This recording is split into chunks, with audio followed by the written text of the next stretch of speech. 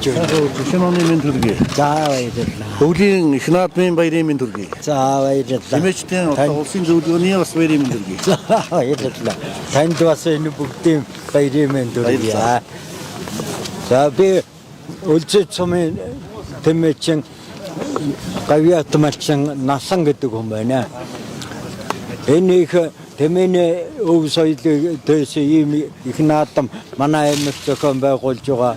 Тэгээд тэмээчдийн 5 дугаар зөвлөгөөнийг манай аймаг зохион байгуулж байгаад маш их баярлж байна. Тэгээд тэмээнийхэн дэс хоёр цагаан атыг танд бэлэг болгон барьж байгаамаа. За их баярлалаа. Ямар сайхан гүйлдэл болцоо. За их баярлалаа. Шар хадгийн одоо бол хадга цодбор нас гэж байна. Энэс нь дууяд баг. Ингээд болчихсон.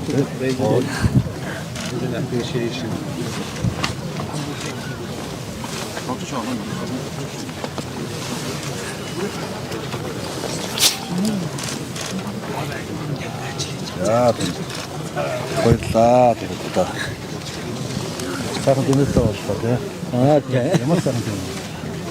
Ерөнхийдөө энэ аймгийн бүлэгийн шинэ тэмээ хоорой гэх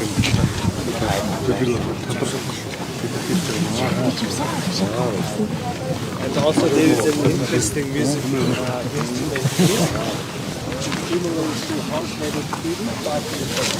За тэгээд тэмээ бол одоо манай ард түмний бас нэгэн багтал юм да тийм ээ. Тий.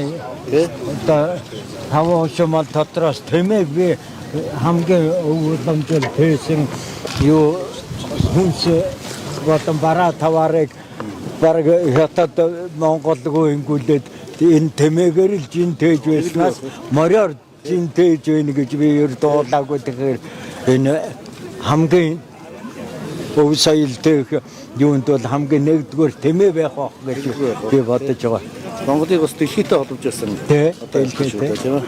Тэгээд торны зам арилжаа худалдаа 8 их одоо тэмээн жингээр л явдаг. Тэмээн жингээр л явдаг байсан гэсэн. Би ч зах цохойн мэдэн 60 хэд онд манай сум тэмээн жингээр хот орж ирж байсан.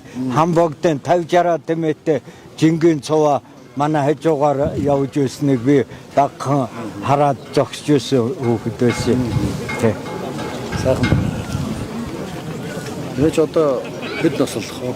За тэмээ чи 30 гардаг ш. 30 настай. Тэг 30 гараад наслана. Одоо энэ хэдэн настай юм? Энэ одоо 6 настай хоёроо 1 жилийн хотох. манай сонгомон манай аймгийн одоо хамгийн олон тэмээгчнэр одоо 10 жил би одоо хүүхдүүдтэй бас тэмээгээ зөвлөж хүүхдүүднээс тэмээч болсон. Энэ жил одоо таны зорилгоор Монгол Улсын гавьяат текс болчихсон 20 жилдээ 25 Ханд маш их баярлсан шүү. Тэгдэг байна. Таньдаа ч одоо дахин баяр өгье. Монгол Улсын гавьяат болчихсон болсон.